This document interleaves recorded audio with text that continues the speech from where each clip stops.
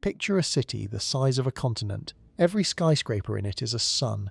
Every skyscraper blazing, nuclear, impossibly hot. A furnace of hydrogen so vast it could swallow 1,000,000 Earths without registering the gulp. And now picture this. Between every two of those skyscrapers, the nearest gap is 30 trillion miles of absolute, airless, lightless nothing. No road, no bridge, no whisper of matter for a distance so enormous that light itself, the fastest thing in the universe, would take 4 years to cross it. That city is our galaxy. And yet, by every meaningful measure, it is almost entirely, devastatingly, philosophically empty. How is that possible? How can something contain 300 billion suns and still be, in all practical terms, a vast and silent void? And stranger still, does the emptiness have a purpose? Could it be that the distance between stars is not a flaw in the universe's design, but the very mechanism that makes life inside it possible? There is a number that gets repeated so often in popular science that it has almost lost its power to astonish. 300 billion. That is the low-end estimate for the number of stars inside our galaxy, the Milky Way. The high-end estimate runs to 400 billion. Some models, when they account for the faint, dim, barely detectable red dwarf stars that populate the galaxy's outer arms, push the number above 1 trillion. For the purposes of this journey, we will use a conservative figure, 250 billion stars. That is already a number that resists genuine comprehension. If you tried to count to 250 billion at one number per second, without sleeping, without eating, it would take you just under 8,000 years. You would have started counting before the first pyramid was built. You would not finish until several centuries after the last human living today has died. And yet, the Milky Way is 100,000 light-years across. 1 light-year, to be precise, is the distance light travels in 1 year at its top speed of 299,792 kilometers per second, which works out to approximately 9.46 trillion kilometers. 100,000 light-years is therefore roughly 946 quadrillion kilometers. A number so large it doesn't map onto any human experience, any city, any country, any planet. It barely maps onto the imagination. So here is the foundational strangeness. Take 250 billion stars, scatter them across a disk of space 946 quadrillion kilometers in diameter, and what do you get? You get a structure that is, by volume, almost entirely empty. The average distance between any two stars in the Milky Way is approximately 5 light-years, around 47 trillion kilometers of open, empty interstellar space between neighbours. 5 light-years is not a gap. It is not a distance. It is a silence. To make this visceral, consider the most famous analogy in astronomy. If you shrink the Milky Way down to the size of the continental United States, roughly 4,500 kilometers from coast to coast, then our Sun, which has an actual diameter of 1,391,400 kilometers, becomes approximately the size of a red blood cell. A human red blood cell, the sort of thing you need a microscope to see. And in this scaled model, every other star in the galaxy is also a red blood cell, and they are scattered across a continent, separated from each other by gaps of roughly 20 kilometers. 20 kilometers between microscopic dots on a continent that stretches from New York to Los Angeles. That is a galaxy. That is what 300 billion suns look like when you see them at scale. Not a crowded city. Not even a city. A handful of dust motes floating in a cathedral so large you cannot see the walls. I find this, genuinely, one of the most destabilizing facts in all of science. Not because it makes us feel small, that argument has been made to exhaustion, but because it means that everything we associate with the grand structure of a galaxy, all that luminous beauty, all those photographs from Hubble and Webb, of spiral arms stretching across millions of light-years in sheets of blue and gold fire, all of it is mostly a photograph of empty space, with a handful of lonely suns sprinkled in at intervals of inconceivable distance. The light you see in those photographs is real. The density you infer from them is an illusion created by perspective. Now here is the question that should already be forming at the back of your mind. If stars are so absurdly spread out, why do galaxies exist at all? Why don't all those suns simply drift apart, each on its own solitary trajectory through the universe, rather than gathering into this rotating, structured, disc-shaped community? The answer to that begins with the most powerful force in the cosmos, gravity, but it ends somewhere far stranger and far darker. But before we get there, let us first understand what we are actually standing inside, because the emptiness of a galaxy is not uniform, and the structure hidden within that emptiness is the first great clue to why the cosmos built things this way at all. The Milky Way is not a homogeneous cloud of evenly spaced stars. It is a barred spiral galaxy, meaning it has a dense central bulge of older, yellower stars, an elongated bar of stars running through that centre, and 4 spiral arms wrapping outward from the ends of that bar like pinwheels frozen in geological slow motion. Our solar system sits on the inner edge of one of those arms, the Orion arm, at a distance of approximately 2700 light-years from the galactic centre. Not quite the suburbs, not quite the edge. The outer rim of a mid-sized city. At the galactic centre, the density of stars rises dramatically. In the neighbourhood of our own Sun, there are roughly 1 or 2 stars per cubic parsec, a parsec being 3.26 light-years. Near the galactic core, that density climbs to 100 stars per cubic parsec. At the very heart of the inner bulge, within 100 parsecs of the centre itself, the number climbs higher still. Stars there are separated not by 5 light-years, but by fractions of a light-year. By astronomical standards, they are packed close together, though even at their densest, they are still so far apart that a star in that region would take thousands of years to reach its nearest neighbour, travelling at the speed of our fastest spacecraft. At the very centre of the Milky Way, anchoring the whole structure, sits something that is not a star at all.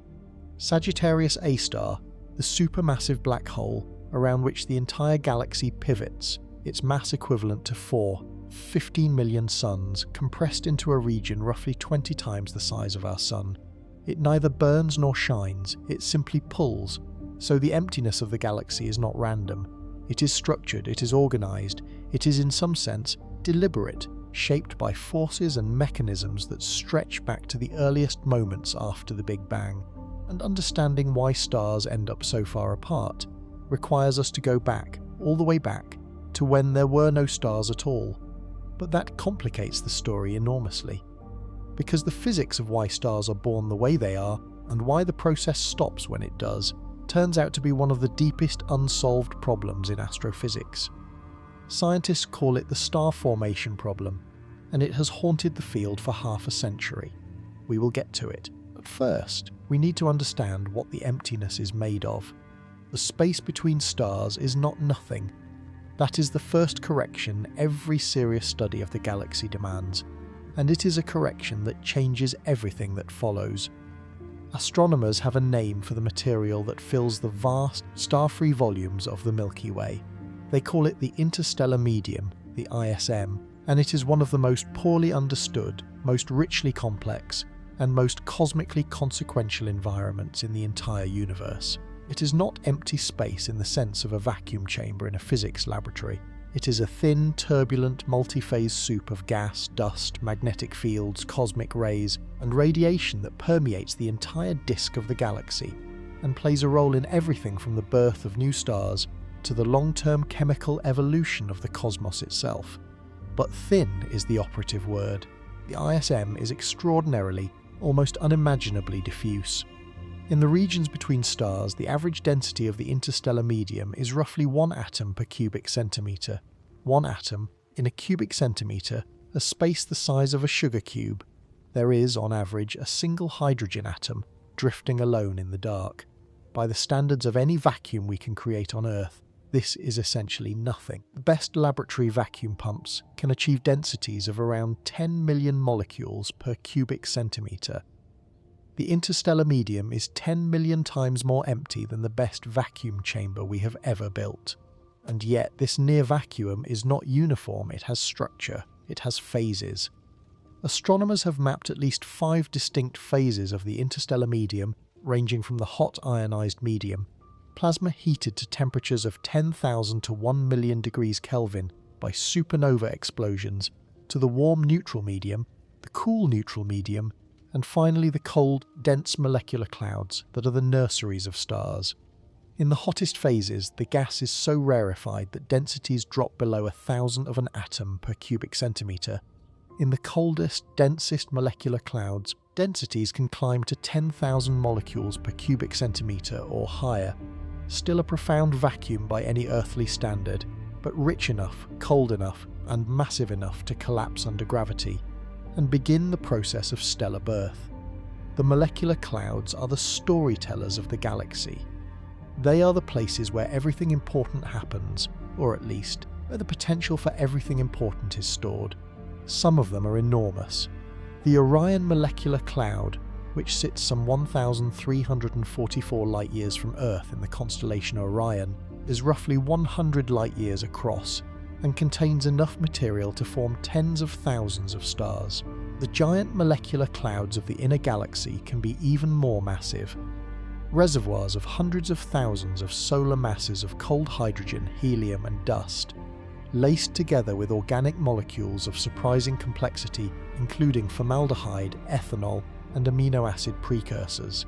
The interstellar medium, it turns out, is already conducting chemistry before any star is born.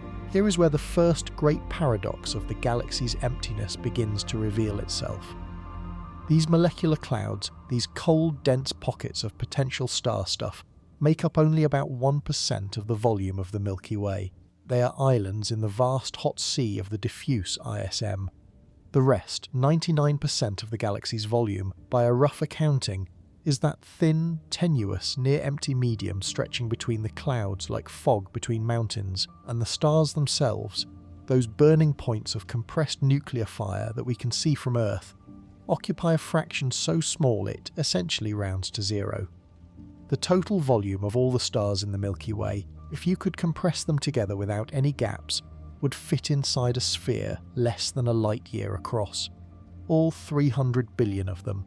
Inside a space smaller than the distance to the nearest star. This is the central paradox of the galaxy, stated as starkly as it can be. A galaxy is not full of stars. A galaxy is almost entirely empty space, through which stars are scattered at intervals of tens of trillions of kilometres, separated by a medium so thin it makes our best vacuum look like concrete. When we look at the Milky Way from outside, as we can in photographs of our nearest spiral galaxy neighbours, the Andromeda Galaxy being the best studied example, we are not seeing solid structure. We are seeing the glow of billions of isolated nuclear furnaces, each blazing alone in an ocean of near-nothingness, their combined light creating the illusion of a continuous luminous disk. But the question that this raises, a question that has occupied astronomers for over a century, is this: if all the raw material for stars exists in those molecular clouds, and if gravity is always pulling, always compressing, always pushing things together, why don't those clouds collapse and turn everything into stars? Why isn't the galaxy full of stars? Why does all that molecular cloud material persist for millions of years without forming stellar objects? What is stopping the galaxy from converting itself entirely into suns? This is what theorists have called the star formation problem. And the answers that have emerged over the last few decades are among the most counterintuitive in astrophysics. They involve turbulence, magnetic fields, supernova explosions, and the deep, structural tension between gravity's desire to pull everything together and a suite of opposing forces that prevent it from ever quite succeeding. But to understand those answers, we first need to understand why a collapsing cloud of gas forms a star at all, and why that process is, by any reasonable measure, cosmically inefficient. The British mathematician James Jeans worked out the basic physics in 1902. A cloud of gas will collapse under its own gravity if, and only if, its gravitational potential energy exceeds its thermal pressure energy. There is a critical mass for any given temperature and density, above which the cloud cannot hold itself up against gravity, and below which gas pressure wins and the cloud remains stable or disperses. This critical mass is now called the Jeans mass, and it represents the minimum mass of gas that must be concentrated in one place for gravity to take over and star formation to begin. In typical molecular cloud conditions, temperatures around 10 Kelvin, density is around 10,000 hydrogen molecules per cubic centimetre. The gene's mass works out to roughly 1 or 2 solar masses, which means, in principle, that a region of a molecular cloud containing the equivalent of 1 or 2 suns worth of material at the right temperature and density should collapse. It should begin falling inward on itself, heating as it compresses, forming a protostellar disk, and eventually igniting nuclear fusion at its centre. The process should be routine. It should happen constantly, everywhere, throughout every molecular cloud. And here is the problem.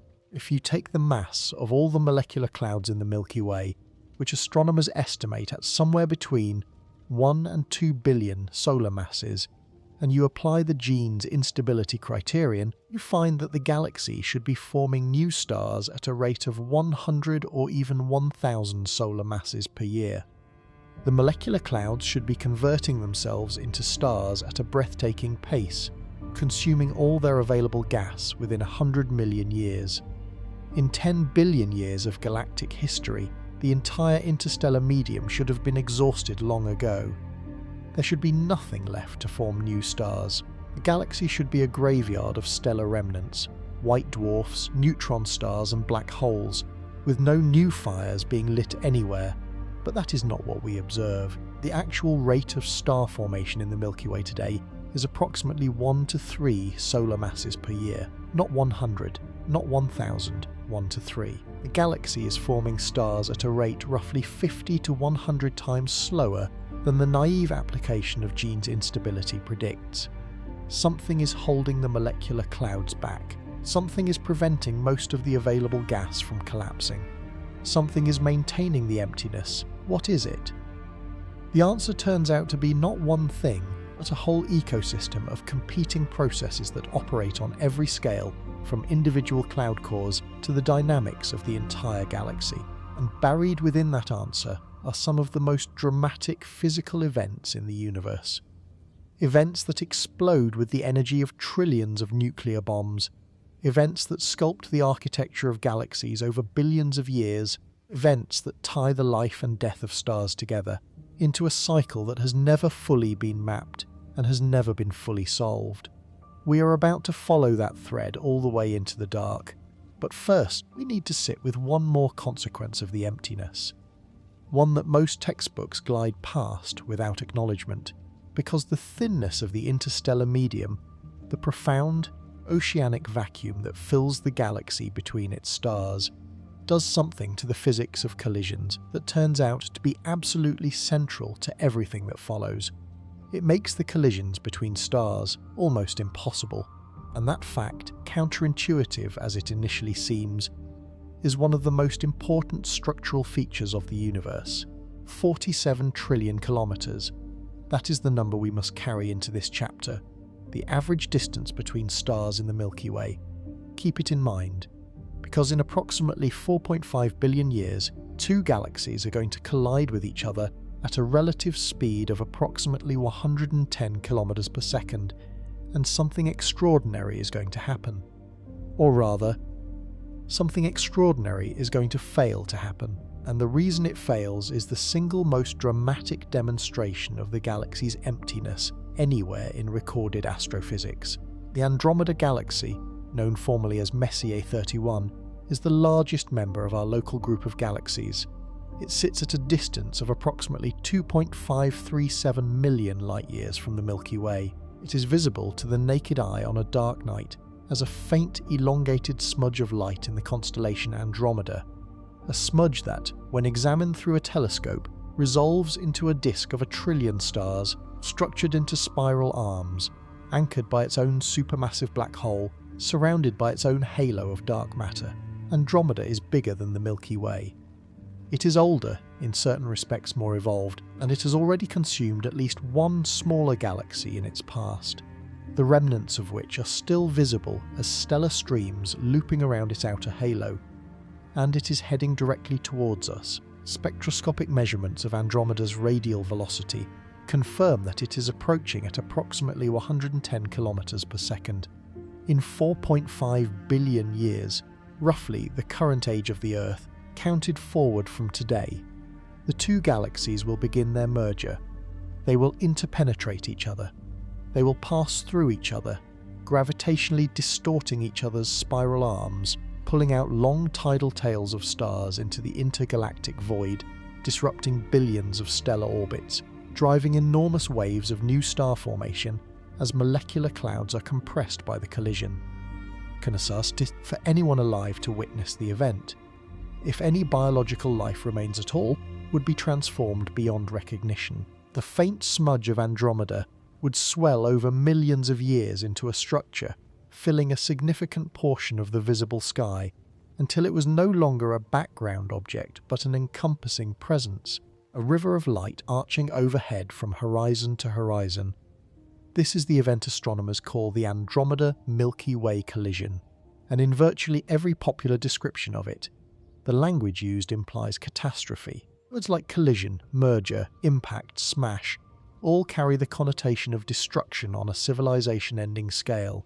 Stars slung out of their orbits, planets disrupted, systems shredded, the Sun itself flung into a wildly different trajectory through the resulting elliptical galaxy, which astronomers have already named Milkomeda, a name that manages to be both technically precise and slightly absurd.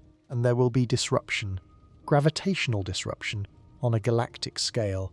But here is the truth that the emptiness of galaxies demands. In the entire merger of these two galaxies, containing between them somewhere north of 1 trillion stars, the probability that any two individual stars will physically collide with each other is essentially zero. Not small, not negligible, essentially zero. The numbers are unambiguous. Take a star like our Sun, diameter of 1,390,400 kilometers. The average distance between stars is 47 trillion kilometers. You calculate the cross-section of a typical star as a fraction of the volume of space it occupies in the galaxy.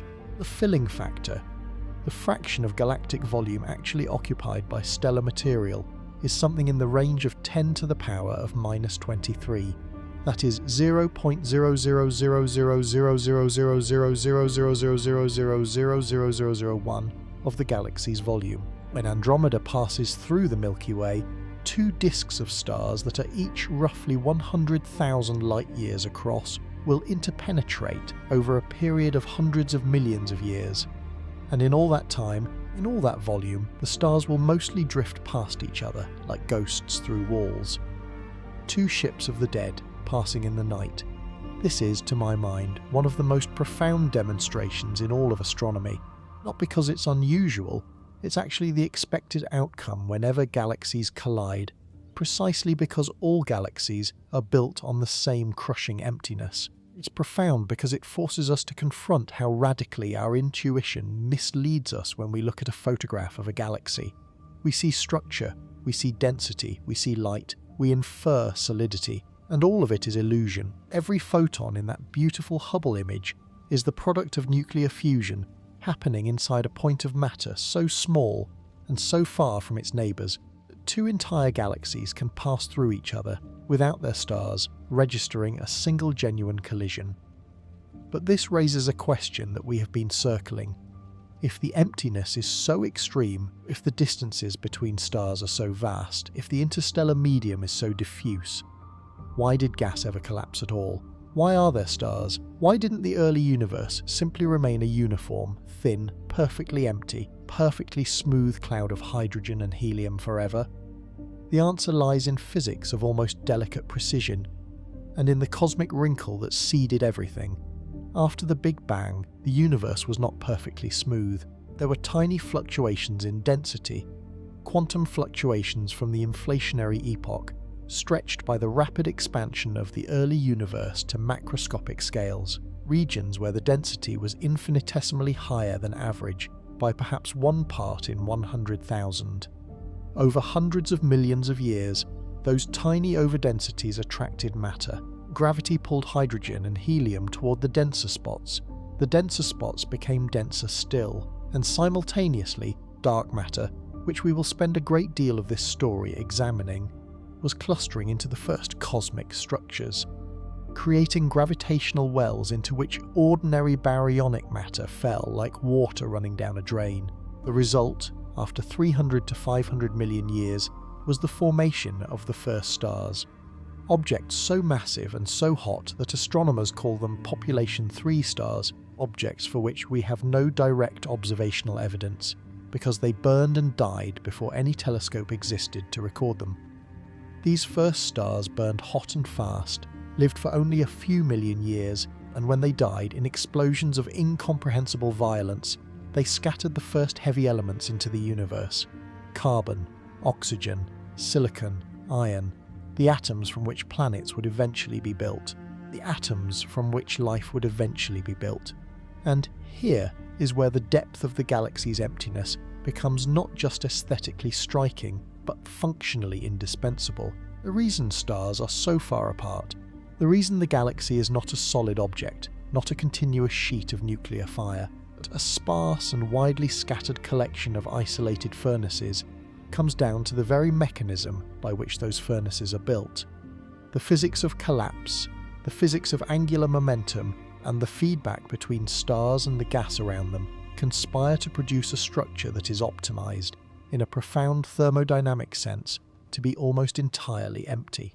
The stars are spaced out precisely because the process that creates them prevents most of the available material from ever becoming stars at all. It is waste. It is beautiful waste. It is the universe's most extravagant inefficiency, and we are alive because of it. Let us understand how. When a region of a molecular cloud begins to collapse under its own gravity, when the Jeans criterion is satisfied, when gravity wins its local battle against thermal pressure, the gas does not fall straight inward in a perfectly symmetric sphere. It can't. Because real clouds are not perfect spheres. They have turbulence. They have magnetic fields threading through them, strung along the galactic magnetic field like beads on a wire. They have asymmetries and shear motions and perturbations from the shock waves of nearby supernova explosions. All of these give the collapsing gas a net rotation, a tiny angular momentum that grows, by conservation, into a significant spin as the cloud's radius shrinks and its rotational speed increases. The same physics that makes a spinning ice skater speed up when they pull their arms in. Rotation. This rotation does something catastrophically important for the galaxy's structure. It prevents the gas from collapsing all the way down to a single point. As the cloud collapses, the gas in the plane of rotation is flung outward by centrifugal effects, even as it continues to fall along the rotation axis. The result is not a sphere but a disk, a flat, rotating pancake of gas and dust whose outer edge is stabilized against further infall by its own angular momentum. This is how protostellar disks form. This is why planetary systems are flat. This is why the Milky Way itself is flat. Angular momentum is the great flattener of the universe, and it operates on every scale from planetary formation to galactic structure. But there is a deeper problem. Even within the disk, the material doesn't all collapse into a star. The conservation of angular momentum means that most of the gas in the disk retains enough rotational velocity to stay in stable orbit around the forming star. It becomes a protoplanetary disk, the reservoir from which planets, asteroids, comets, and all the other debris of a solar system will eventually form. The star itself captures only a fraction of the original cloud's mass. The rest either becomes planets or is ejected back into the interstellar medium by the stellar winds and radiation of the newly formed star. This is a critical point. Stars form from molecular clouds, but they are profoundly inefficient at consuming those clouds. The fraction of a molecular cloud's mass that actually ends up inside a star, as opposed to remaining in the surrounding disk, being ejected into the ISM by stellar winds, or persisting as cold gas, is typically between 1 and 3%, 1 to 3%. The universe is converting its available molecular gas into stars at an efficiency rate of perhaps 2%. The remaining 98% is either scattered back into the ISM or locked up in cold gas reservoirs waiting for conditions to change. This is why the galaxy is empty. Not because there isn't enough material to make more stars, but because the physical processes of star formation are so inefficient, so heavily regulated by angular momentum, turbulence, magnetic fields, and stellar feedback, that only a tiny fraction of the available gas ever makes the final journey into nuclear ignition. The galaxy's emptiness is the direct consequence of the fact that stars are hard to build. Spectacularly, cosmically, almost perversely hard to build. And yet there is one more mechanism that operates not at the scale of individual clouds, but at the scale of the entire galaxy. A mechanism so powerful, so far-reaching, and so recently understood that it has upended decades of assumptions about how galaxies regulate their own star formation. It involves the life and death of the most massive stars. It involves explosions visible across intergalactic distances, and it involves a feedback loop so elegant that it reads less like a physical process and more like a self-regulating machine that the universe assembled by accident and has been running ever since. There is a cruelty at the heart of star formation that the textbooks tend to understate. When a massive star is born, a star of 10, 20, 50 solar masses, it does not simply sit quietly in its molecular cloud nursery, burning its hydrogen and minding its business. It begins immediately and with catastrophic efficiency, destroying the very material from which it was made and from which its neighbours are still trying to form. This is stellar feedback, and it is one of the most important regulatory mechanisms in the entire universe. The mechanism operates through several channels simultaneously, and all of them converge on the same result: the dispersal of the molecular cloud. First and most immediately, a massive young star emits enormous quantities of ultraviolet radiation. A star of 20 solar masses emits roughly 100,000 times as much ultraviolet light as the Sun. This radiation is ionizing. It carries enough energy to strip electrons from hydrogen atoms, converting neutral gas into plasma. The region of ionized gas surrounding a massive young star is called an HII region, and it expands outward from the star like a bubble of hot plasma, inflating within the cold neutral gas of the molecular cloud. As it expands, it compresses the surrounding neutral gas into a dense shell, which can actually trigger new collapse events at its edges. New star formation driven by the shockwave of the ionized bubble expanding outward. This is called triggered star formation, and it is one of the mechanisms that gives molecular clouds their complex, filamentary, hierarchically structured appearance. The pillars of creation, the iconic columns of dark, dusty gas photographed by the Hubble Space Telescope in the Eagle Nebula, roughly 6,500 light-years away, are an example of this process in action. The pillars are the last remaining dense remnants of a molecular cloud, surviving only because their density is high enough to resist the ionizing radiation that has already dispersed the surrounding gas. The young stars born within them are actively eroding their own birth columns from the outside in, sculpting the structures into those tall, narrow, photographically spectacular towers. It is a beautiful process. It is also, for the molecular cloud, terminal, but ionizing radiation is only the first channel of feedback. The second is stellar winds. Massive stars drive powerful outflows of gas from their surfaces.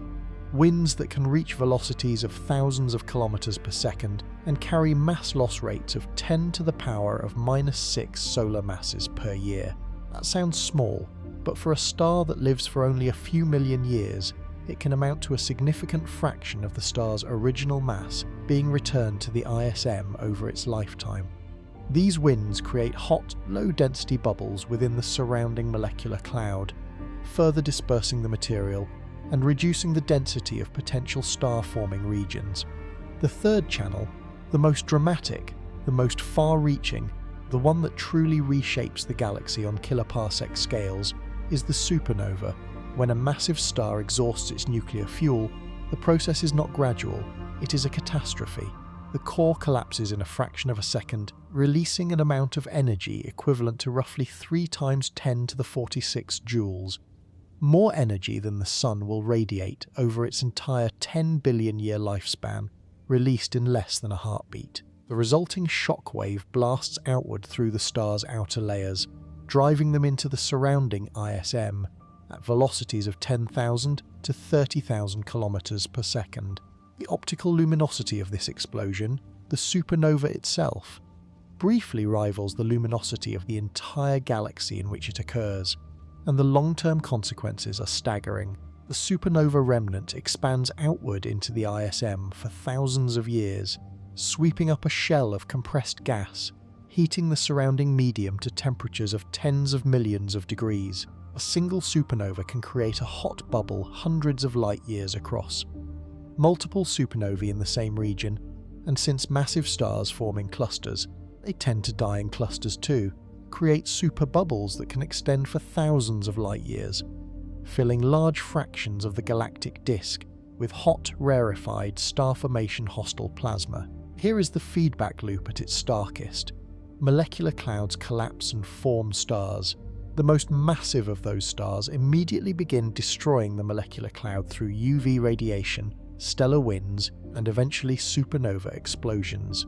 These explosions heat and disperse the remaining gas, prevent most of it from forming new stars, and inject it back into the hot diffuse medium of the ISM, where it will spend millions to hundreds of millions of years cooling down before it can condense again into a cold molecular cloud. And when it does condense again, the process begins over. The cloud collapses, forms stars, and the new stars immediately begin destroying it. A cycle of creation and self-destruction running at an efficiency of a few percent that has been operating in the Milky Way for the better part of 10 billion years. This is the mechanism that keeps the galaxy empty. Not a single catastrophic event, not a fundamental property of space, but an ongoing, self-regulating, negative feedback loop between the stars and the gas from which they form. Stars are born from gas. Stars destroy gas. Gas cools and reforms. New stars are born.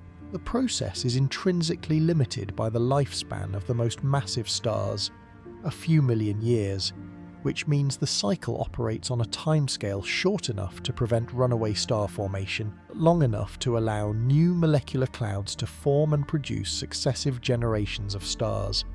The efficiency of this regulation is, to my mind, one of the most underappreciated wonders in astrophysics. The star formation rate of the Milky Way has remained roughly constant, at 1 to 3 solar masses per year, for the better part of 8 billion years.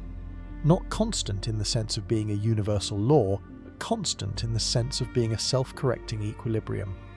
If star formation accelerates locally, more massive stars are born, more supernovae explode, more gas is dispersed, and the rate drops again. If star formation declines, fewer supernovae, less feedback, gas cools more rapidly, and the rate climbs back up.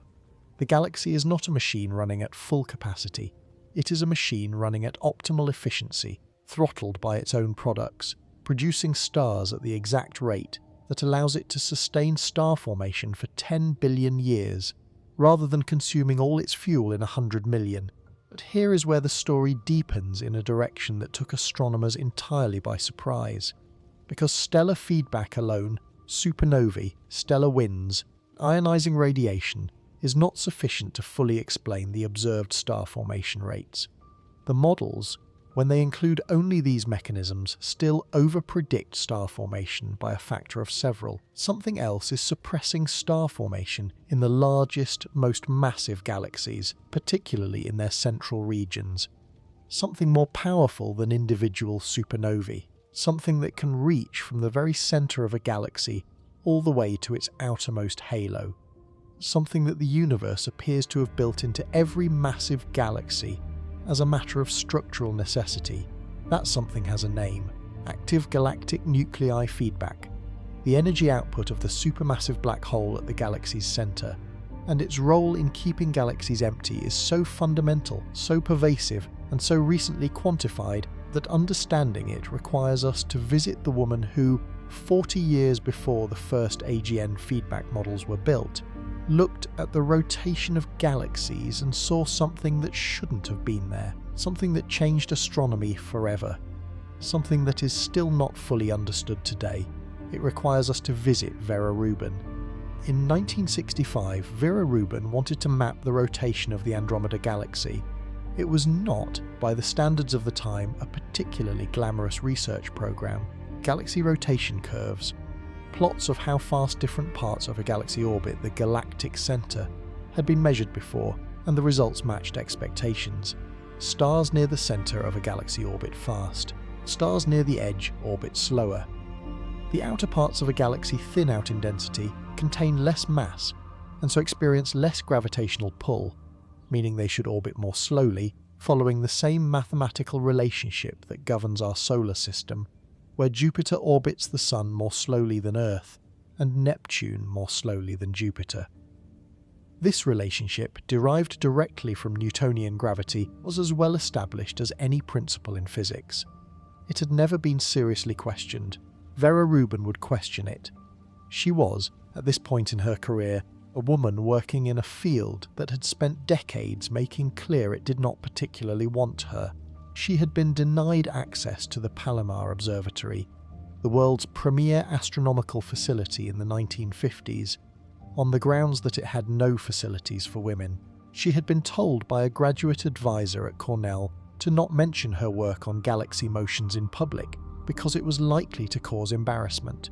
She had been refused by institutions, ignored by colleagues, and marginalized by a discipline that seemed to regard her persistent presence as a mild inconvenience rather than an intellectual asset. She continued anyway. She had, it seems, a remarkable talent for redirecting contempt into focus, working with the instrument builder Kent Ford, who had developed a highly sensitive spectrograph capable of measuring Doppler shifts in the faint light from the outer regions of galaxies. With unprecedented precision, Rubin began mapping the rotation of Andromeda in meticulous detail. She measured the orbital velocity of gas and stars at successive distances from the galaxy's center, plotting the rotation curve point by careful point, expecting to see the familiar decline at large radii, the Keplerian drop-off that Newtonian gravity demanded. She did not see a decline. She saw a flat curve at the outer edges of Andromeda, where the stellar density drops off dramatically and the visible mass of the galaxy thins to near nothing. The orbital velocity was not falling. It was remaining roughly constant at approximately 225 kilometers per second as far out as she could measure.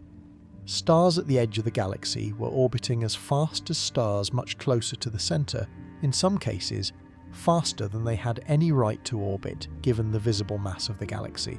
By all of Newton's math, those outer stars should not have been there. They were moving too fast. The galaxy as Rubin could see it, the galaxy as defined by its luminous stars and gas, did not contain enough mass to keep them in orbit. They should have been flung off into intergalactic space millions of years ago. Rubin confirmed this result across galaxy after galaxy, in collaboration with Ford and a group of colleagues over the following decade. By 1980, they had mapped the rotation curves of 21 spiral galaxies, and in every single case the story was the same: flat rotation curve, constant orbital velocity at the outer edge, far too much orbital energy for the visible mass to explain. The only possible conclusion, the conclusion that she was drawing long before the wider community accepted it, the conclusion that has since been confirmed by multiple independent lines of evidence, including gravitational lensing, cosmic microwave background data, and the distribution of galaxy clusters, is that the visible matter in a galaxy is embedded within a far larger, far more massive structure of invisible matter. Matter that does not emit light, does not absorb light, does not interact with electromagnetic radiation in any way currently detectable. Matter that exerts only gravitational force, and through that force shapes the orbit of every star in every galaxy in the universe. Dark matter. The implications are staggering. Rubin's rotation curves implied that the total mass of a typical galaxy is far greater than the mass of its visible stars and gas. The ratio varies, but the rough consensus that emerged from decades of subsequent work is that visible ordinary matter, the protons, neutrons, and electrons that make up stars, planets, gas, dust, and every human being who has ever lived, constitutes only about 15 to 20% of the total matter in a typical galaxy. The remaining 80 to 85% is dark matter, distributed in a vast, roughly spherical halo extending far beyond the visible stellar disk. Invisible to every telescope ever built, detectable only by the gravitational fingerprints it leaves on the motion of the stars above it.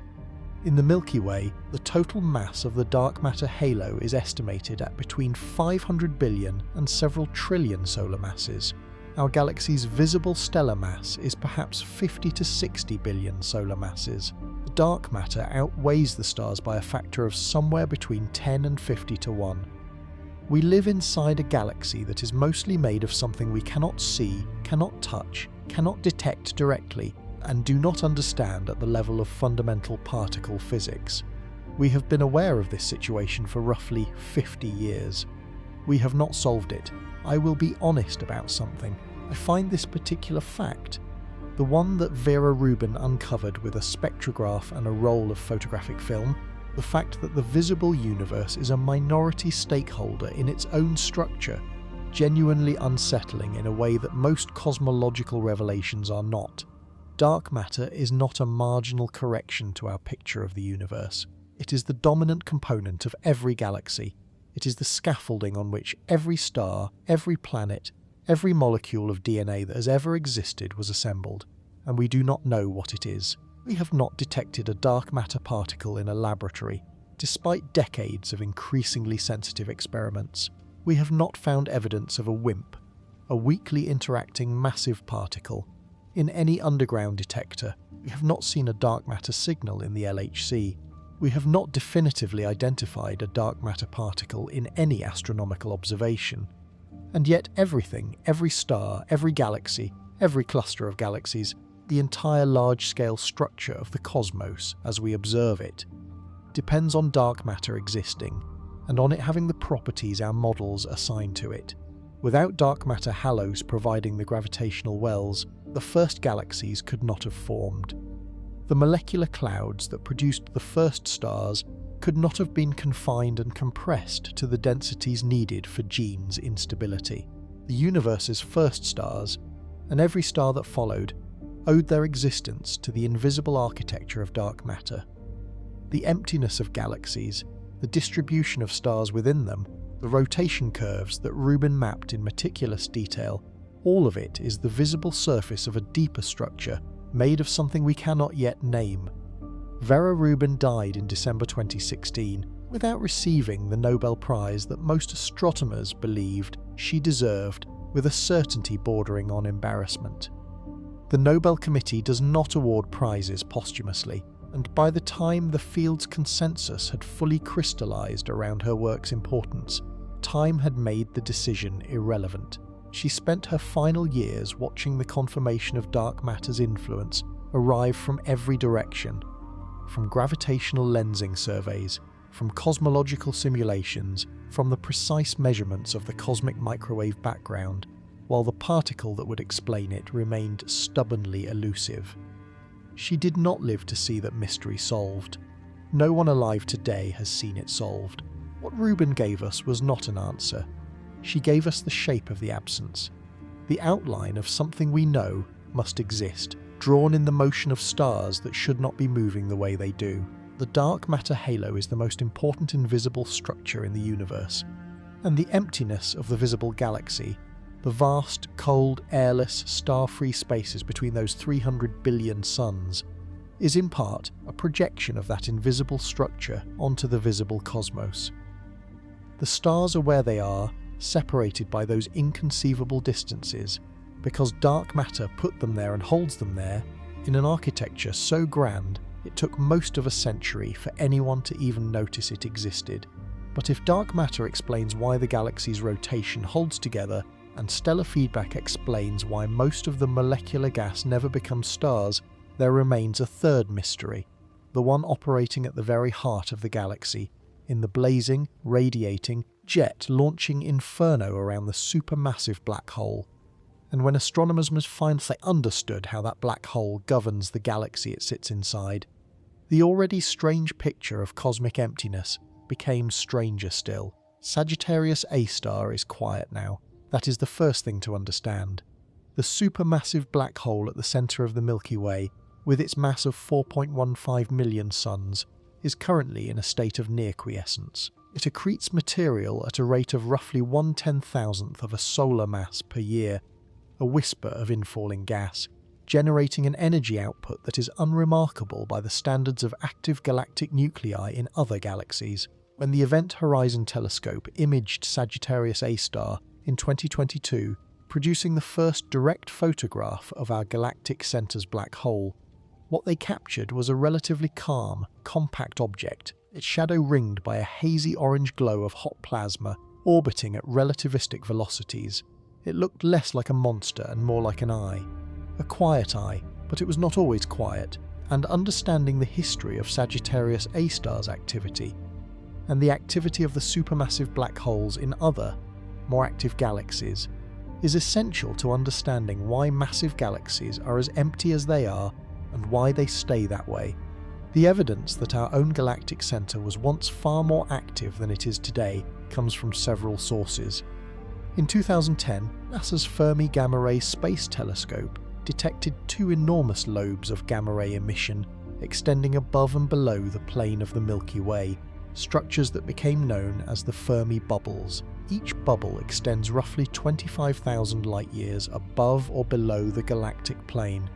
Together, they create a figure-8 structure of energetic gas centered on the galactic center, spanning 50,000 light-years from tip to tip, roughly half the diameter of the Milky Way's disk. The energy required to produce these structures is estimated at roughly 10 to the 55th joules. No known process other than a period of intense activity by the central black hole, an AGN event, is energetically capable of producing structures of this scale.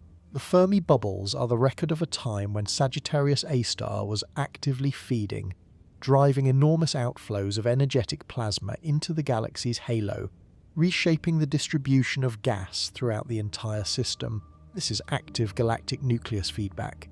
And in other galaxies, at other times in cosmic history, it was far more dramatic than the faded echoes we observe in the Fermi bubbles of our own galaxy. In quasars, the most luminous persistent objects in the universe, supermassive black holes with masses of hundreds of millions to billions of solar masses accrete material at near their maximum theoretical rates, converting gravitational potential energy into radiation with an efficiency of up to 42%.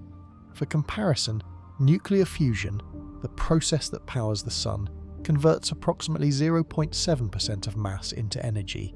A quasar's accretion disk is 60 times more efficient at converting mass to energy than nuclear fusion.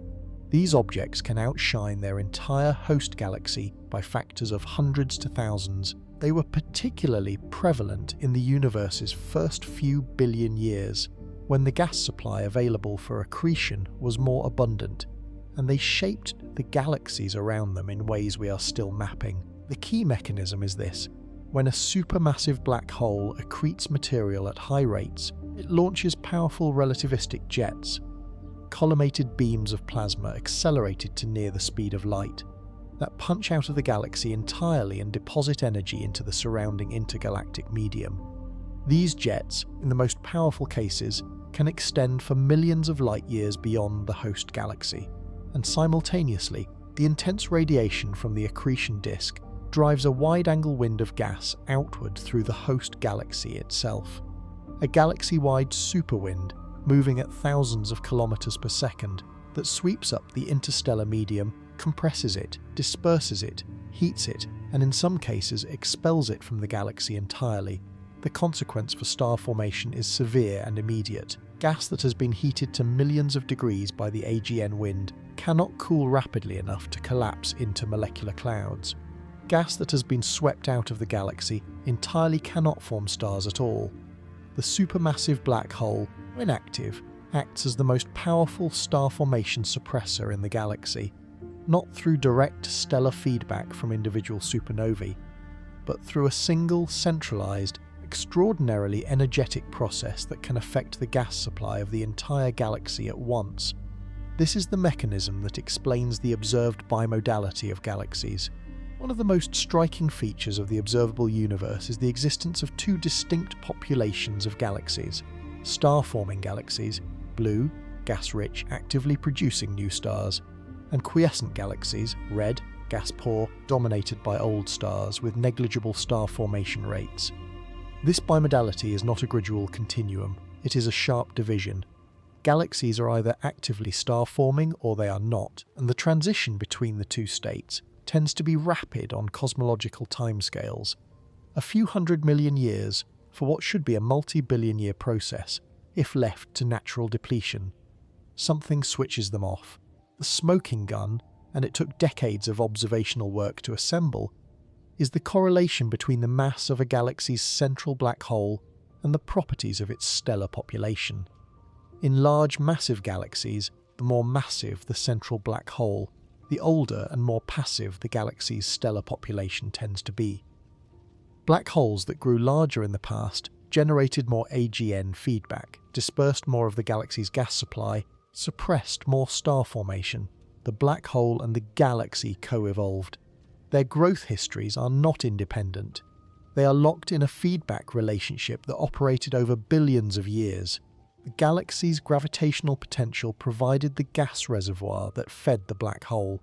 The black hole's periodic bursts of activity regulated the rate at which that gas was converted into stars, and the resulting stellar population determined the properties of the galaxy we observe today.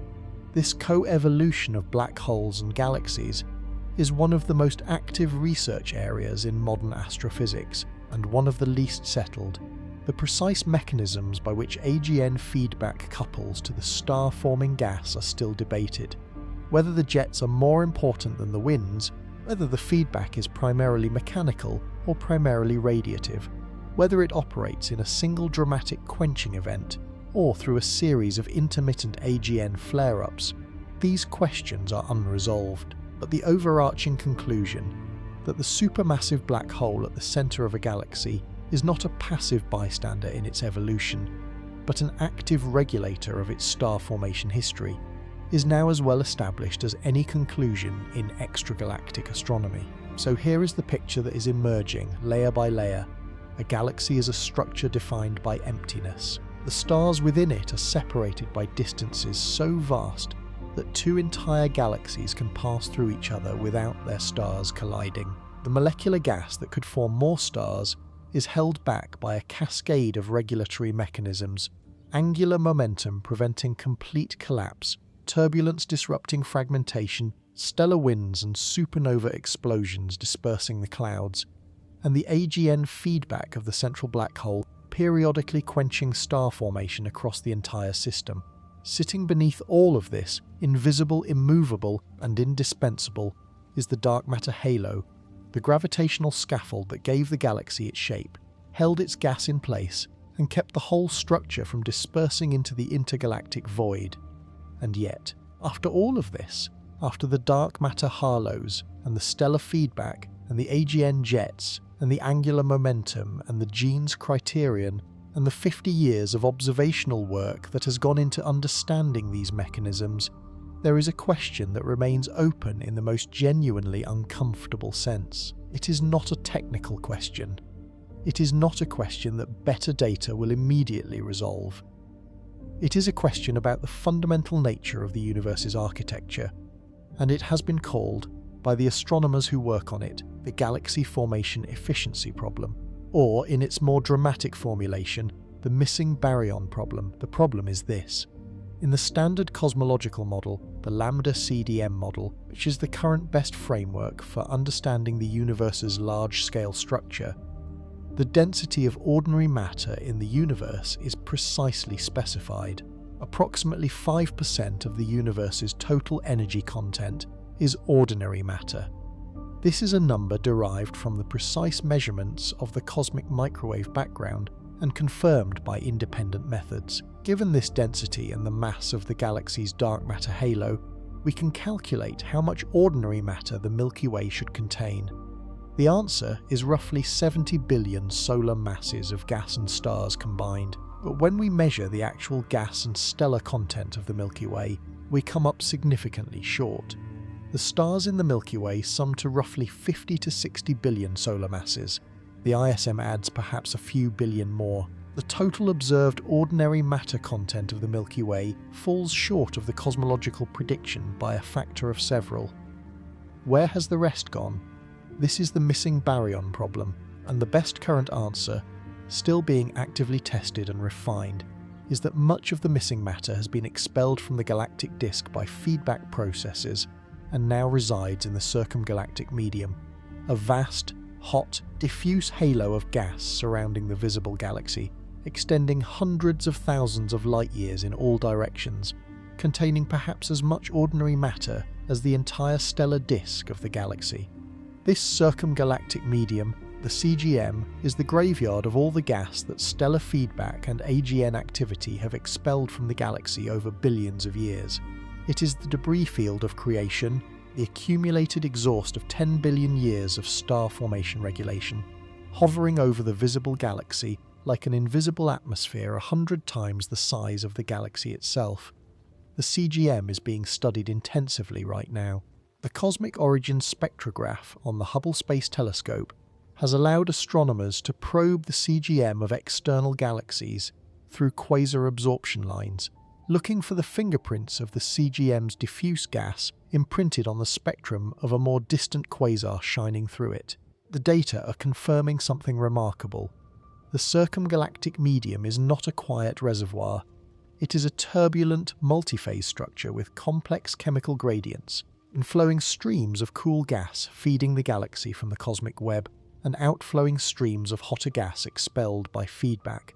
The CGM is where the galaxy breathes, inhaling fresh material from the cosmic web, exhaling processed gas back into the intergalactic medium, maintaining a dynamic equilibrium that sustains star formation at its observed rate of 1 to 3 solar masses per year. This is perhaps the deepest answer to the question of why galaxies are empty. They are empty because they breathe, they circulate. They are not closed systems, hoarding all their gas in a dense stellar disk and converting it all to stars as efficiently as gravity allows. They are open systems, constantly exchanging material with their surroundings, constantly expelling gas that could have become stars, constantly pulling in new gas that will, eventually, feed the next generation of star formation. The emptiness of the galaxy is not waste or inefficiency in the pejorative sense. It is the breathing space of a living system, one that has been sustaining itself for 10 billion years by refusing to ever be more than a few % full. Step back. Step very far back. Step back far enough that the Milky Way, 100,000 light-years across, containing 300 billion suns, wrapped in a dark matter halo several 100,000 light-years in diameter, shrinks to a faint point of light. Step back until you can see not just our galaxy but its neighbours, Andromeda, the Triangulum Galaxy, the Magellanic Clouds, the dozens of dwarf galaxies that orbit both the Milky Way and Andromeda like moons around planets. The Local Group, a gravitationally bound collection of galaxies spanning roughly 10 million light-years. Now step back further, far enough to see the Local Group as a node in a larger structure, the Virgo Supercluster, a collection of galaxy groups and clusters spanning roughly 110 million light-years, containing around 1,300 member galaxies. Then further still, far enough to see the Virgo supercluster as a component of the Laniakea supercluster, the massive structure of which our Local Group is a very minor part, spanning 500 million light-years and containing the mass of approximately 100 million billion solar masses. And now further, far enough to see that Laniakea is not unique, far enough to see that it is one node in the largest structure in the observable universe, the structure that cosmologists call the cosmic web, an interconnected network of filaments, sheets, and nodes of galaxy clusters, separated by enormous volumes of near-empty space that astronomers call voids. The cosmic web spans the entire observable universe. It is not a galaxy, not a cluster, not a supercluster. It is the architecture itself, the deepest structural pattern in existence. The filaments of the cosmic web are the densest regions, long narrow threads of dark matter, gas and galaxies stretching for hundreds of millions of light-years, along which matter flows under gravity toward the dense nodes at their intersections, the galaxy clusters. The walls are the intermediate density regions, flat sheets of galaxies arranged in curved surfaces between filaments, like the walls of an irregular foam, and between the filaments and walls, occupying by volume the vast majority of the observable universe, are the voids. Voids are the most extreme expression of cosmic emptiness. They are roughly spherical regions of space, containing very few galaxies. In some cases, no galaxies at all for tens of millions of light-years in every direction. The largest known void, the Bootes void, spans approximately 250 million light-years in diameter. Inside the Bootes void, if you were stationed at its centre, the nearest galaxy would be further from you than the distance from the Milky Way to the Virgo cluster. In the Bootes void, you would look out in every direction and see nothing. Not sparseness, nothing. The sky would be dark in every direction because the nearest source of extragalactic light is too far away for the galaxy to be visible. There is a remark attributed to the astronomer Greg Aldering, who helped characterize the Bootes void.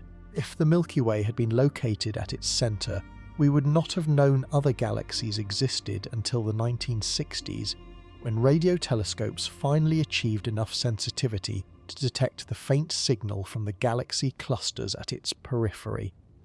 For millennia of human astronomical observation, the Bootes void would have appeared as an infinite, uniform darkness. No Andromeda smudge on the autumn sky, no Magellanic clouds in the southern hemisphere, no galaxy clusters visible at any wavelength to the naked eye. The night sky from within the Bootes void would have been, by our standards, featurelessly empty. The voids cover roughly 80% of the volume of the observable universe. Think about that fraction carefully. 80%.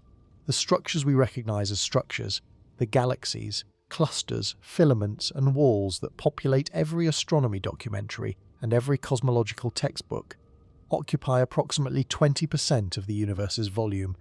The remaining 80% is void, empty, dark, devoid of the ordinary matter that makes stars and planets and people. The cosmos at the largest scales we can observe is mostly nothing, overwhelmingly nothing. The visible universe is, in volumetric terms, a thin rime of structure on the surface of an abyss.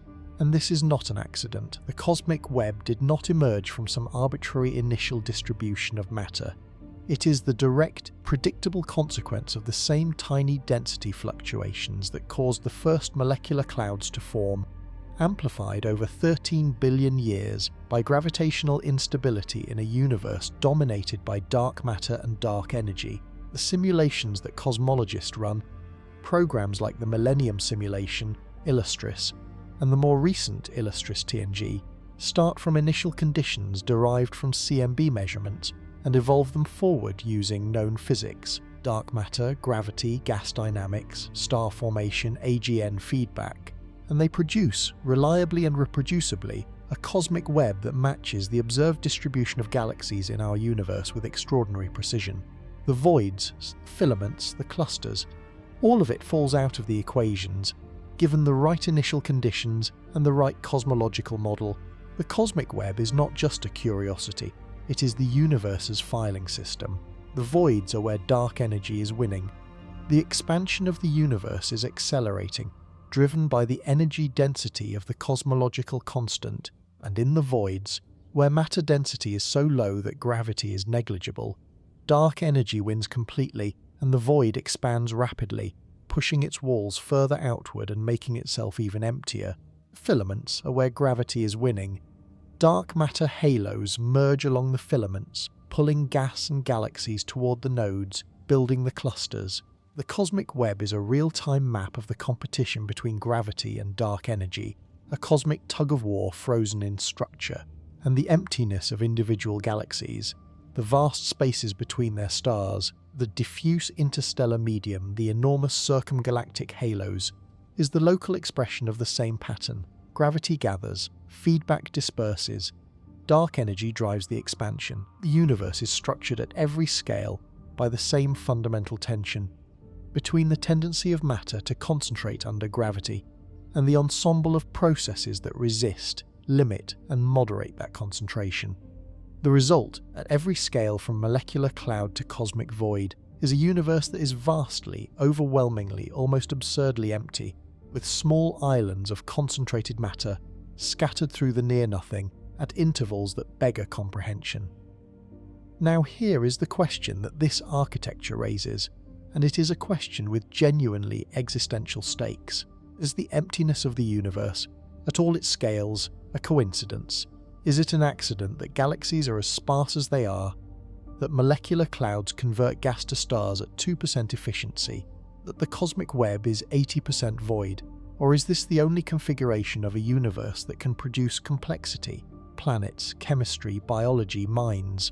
Are we here because the universe is empty? Would a denser, more efficient universe be, paradoxically, a universe less capable of producing anything like us? This is the territory of the anthropic principle, and it is contested ground. But the physics is less contested than the philosophy, and the physics suggests something genuinely remarkable. Consider what would happen in a galaxy that formed stars at higher efficiency. If star formation were not regulated by feedback, if all the available molecular gas collapsed into stars at the maximum rate allowed by gravity, the galaxy would consume its gas supply in a few 100 million years. After that, no more star formation.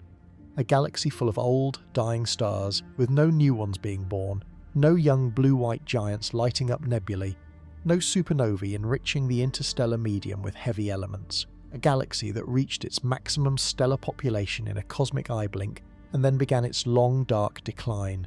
In such a galaxy, there would be no ongoing supply of heavy elements, no new carbon, no new oxygen, no new iron, because all of that comes from the ongoing cycle of stellar birth and death, the stellar nucleosynthesis and supernova enrichment that has been running in the Milky Way for 10 billion years at 1 to 3 solar masses per year. A galaxy that consumed its gas in 100 million years would never produce the second and third stellar generations needed to enrich the ISM to the metallicities required for rocky planets to form.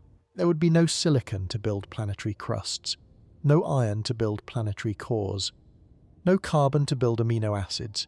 The emptiness of the galaxy, the spectacular inefficiency of star formation, the vast empty spaces between stars, the regulatory mechanisms that hold 98% of the available gas back from stellar ignition, is the mechanism by which the galaxy sustains ongoing stellar evolution, ongoing nucleosynthesis, ongoing chemical enrichment over a timescale of 10 billion years.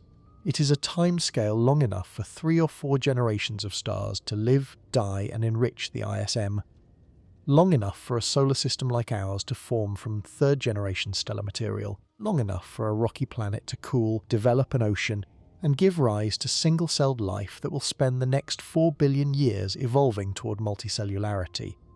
The emptiness is not waste, it is time. It is the mechanism by which the universe bought itself enough time to build something complicated. But this picture, compelling as it is, supported by simulations and observations and decades of careful modelling, still contains enormous gaps. The exact mechanisms of stellar feedback are not fully resolved. The nature of dark matter is unknown. The origin of the first supermassive black holes, objects of 1 billion solar masses observed in the universe when it was less than 1 billion years old, before any obvious mechanism could have grown them that large, is one of the deepest unsolved problems in cosmology, and the question of whether the anthropic argument is explanatory or merely a post hoc rationalization, whether the universe's emptiness is genuinely fine-tuned for complexity, or whether complexity can arise in many different configurations, and we are simply observing the one we happen to inhabit, remains genuinely open.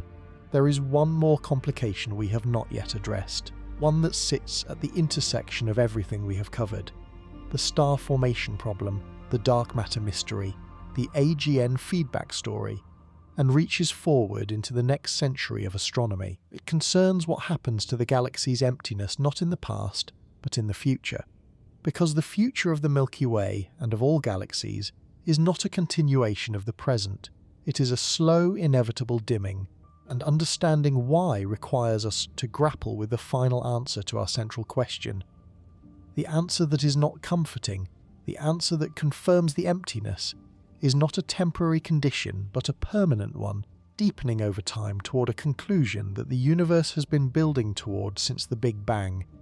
Astronomers call it cosmic downsizing, and it tells us that the universe's age of galaxy building is, in the most precise sense, already over. Cosmic downsizing refers to an observed pattern in galaxy formation history. The most massive galaxies formed the bulk of their stars earliest, in the universe's first 2 to 3 billion years, and have been largely passive ever since. The less massive galaxies, like the Milky Way, continued forming stars for longer, but at declining rates, and the overall star formation rate of the universe as a whole peaked roughly 10 billion years ago at a redshift of about 2, when it was approximately 10 times higher than it is today. Since that peak, the cosmic star formation rate has been declining, falling by roughly a factor of 10 over the last 10 billion years, and continuing to fall. The universe is not at peak galaxy building. The universe's peak galaxy building era is long past. We are living in the declining phase. In a billion years, assuming no dramatic external perturbation, the Milky Way's molecular gas supply will be significantly depleted. The star formation rate will have declined from its current 1 to 3 solar masses per year. New stars will still be forming, but they will be rarer, and the stars they join will be an older, redder population. In 10 billion years, by which time the Sun will have expanded into a red giant and the inner planets, including Earth, will have been consumed. The Milky Way will be in the post-merger phase with Andromeda, having settled into an elliptical galaxy we have already named Milkomeda. That merged elliptical will have a depleted gas supply, having converted much of it into stars during the violent merger-induced starburst. Star formation in Milkomeda will be a shadow of what it is today, and on timescales of trillions of years, timescales so vast they make the current age of the universe look like a brief prologue. Even the longest-lived stars will exhaust their fuel. The smallest, coolest red dwarf stars, burning their hydrogen at a pace so economical they live for trillions of years, will eventually run down.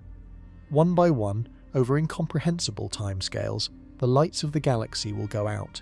The white dwarfs will cool to black. The neutron stars will continue their silent spin. The black holes will persist longest of all. And the spaces between them, already so vast, already so empty, will simply grow emptier still, as the expanding universe carries the remnants of galaxies further and further apart on the tide of dark energy. The emptiness is not a current condition. It is the universe's direction of travel. It is where everything is going. We are at the edge of what we know. Not the edge of what is knowable. I don't believe in permanent boundaries on human understanding. But the edge of what has currently been confirmed, mapped, measured and published. And standing at this edge, it is worth cataloguing not what we have solved, but what remains open. Because the open questions are the most important ones. They are the ones that will drive astronomy for the next century, and they are, without exception, questions about the emptiness. The first open question is the identity of dark matter.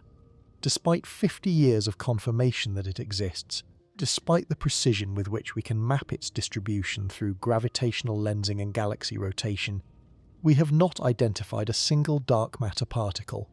The leading candidates, WIMPs, axions, sterile neutrinos, have each been constrained by increasingly sensitive experiments without a positive detection. The Lux-Zeppelin experiment, a liquid xenon detector buried deep underground in South Dakota, has placed the most stringent limits yet on WIMP nucleon cross-sections. The result is not a detection, it is an absence, the continued shrinking of the parameter space in which a WIMP could hide without finding it.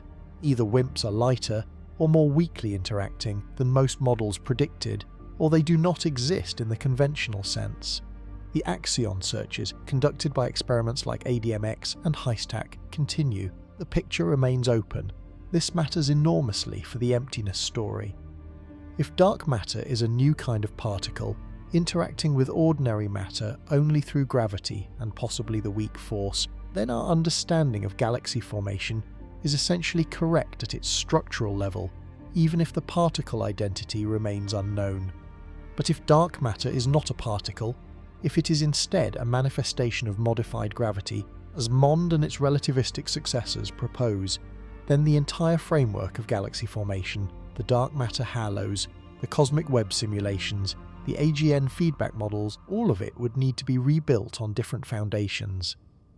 The stakes of solving the dark matter problem are not academic. They are architectural. The second open question is the origin of the first supermassive black holes. We observe quasars, objects powered by supermassive black holes of hundreds of millions to billions of solar masses, at redshifts above 6, meaning they existed when the universe was less than 1 billion years old.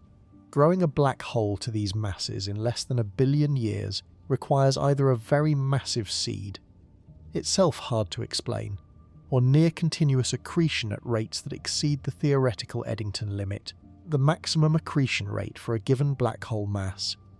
Both options strain current theory. The James Webb Space Telescope has already made this problem worse, not better. It has detected active galactic nuclei in the very early universe that appear to be even more massive, relative to their host galaxies, than the models predict. The black holes in the early universe are big in ways we don't understand.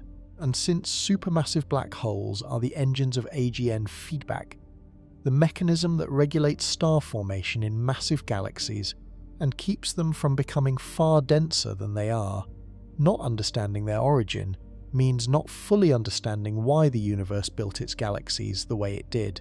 The third open question, and the one I find most philosophically weighty, the one I suspect will require the deepest revolution in our conceptual framework, is the nature of dark energy and what it means for the long-term emptiness of the universe. Dark energy is the term cosmologists use for whatever is causing the expansion of the universe to accelerate. The discovery of this acceleration in 1998 by 2 independent teams studying the brightness of Type Ia supernovae at cosmological distances was so unexpected that it won the Nobel Prize in 2011 and has not been fully explained since. In the standard cosmological model, dark energy is represented as a cosmological constant, a uniform energy density of the vacuum, constant in space and time, with a value just large enough to cause the observed acceleration. But this value is profoundly mysterious. The naive calculation from quantum field theory predicts a vacuum energy density roughly 120 orders of magnitude larger than what we observe. The fact that the observed value is so small, not zero, but tiny, is the cosmological constant problem, and it remains the largest discrepancy between theory and observation in the history of physics. Dark energy matters to the emptiness story in the most direct possible way. It is the force that is making the universe empty at its largest scales. The accelerating expansion of the universe is causing distant galaxies to recede from us at rates that are approaching and in some cases exceeding the speed of light. As a result, the observable universe, the portion of the universe from which light has had time to reach us since the Big Bang, is becoming smaller, not larger. Every year, more of the universe passes beyond our cosmic horizon, never to be observed by any instrument. The large-scale emptiness of the universe is not just a current condition. It is a process actively deepening, driven by dark energy, moving toward a future in which every galaxy beyond the local group will have receded beyond the speed of light, leaving our descendants, if any exist, in an island universe surrounded by featureless darkness. In the far future of a dark energy-dominated universe, the voids in the cosmic web will grow until they encompass everything. The galaxies will retreat to their gravitationally bound groups, like the local group, isolated from each other by expanding empty space. The stars within those galaxies will age and die, and the universe will arrive, in geological increments of time so vast they require scientific notation to express, at a state of perfect, uniform, absolute emptiness. A cold, dark, expanding void containing only the cinders of dead stars and the black holes that persist long after every other form of organized matter has decayed. This is the universe's destination. The emptiness that feels like background, like context, like the stage on which the drama of stars and galaxies plays out, is actually the protagonist. Everything else is temporary. The emptiness is the endpoint. Now here is what we can do about it, and more importantly, here is what it tells us about who we are and where we stand. The Vera Rubin Observatory, named for the astronomer who first measured dark matter's gravitational fingerprint in galaxy rotation curves, and opened fully in 2025, is conducting the Legacy Survey of Space and Time, a 10-year program that will photograph the southern sky every 3 nights to a depth no ground-based survey has previously achieved. Over 10 years, it will catalogue billions of galaxies, map the cosmic web with unprecedented resolution, constrain the properties of dark energy with precision that current surveys cannot match, and probe the distribution of dark matter on scales from individual galaxy halos to the cosmic web's largest filaments. It is, in a very real sense, the most ambitious attempt yet to measure the universe's emptiness, precisely enough to understand what it is made of. The James Webb Space Telescope, meanwhile, has already begun revealing galaxies in the first few 100 million years of cosmic history, objects at redshifts above 10, beyond anything Hubble could directly observe, with a frequency and maturity that surprised everyone working on galaxy formation theory. The galaxies of the very early universe appear, in some cases, to have formed their stars more rapidly, and to have grown more massive more quickly than the Standard Model predicts. Either the Standard Model needs refinement, which would not be unprecedented, or our observations are somehow biased in ways not yet accounted for. The data is compelling and the tension is genuine. We are living through a period in which the observational capability of astronomy has outrun its theoretical framework, and theorists are working urgently to understand what the early universe is telling us. And on the question of dark matter particles, the next generation of underground detectors, deeper, larger, more sensitive, continues the search. The LZ experiment Z&T Panda X4T. Simultaneously, the Axion searches are moving into unexplored mass ranges. Astronomers studying dwarf galaxies and ultra-faint galaxies, the smallest gravitationally bound dark matter halos we can resolve, are looking for signatures of dark matter's self-interaction, which could distinguish different dark matter models. The search continues. Here is something that stays with me long after the papers are closed and the numbers fade. Every atom in your body was forged inside a star. The carbon in your DNA, the oxygen in your lungs, the iron in your blood. None of it existed when the universe began.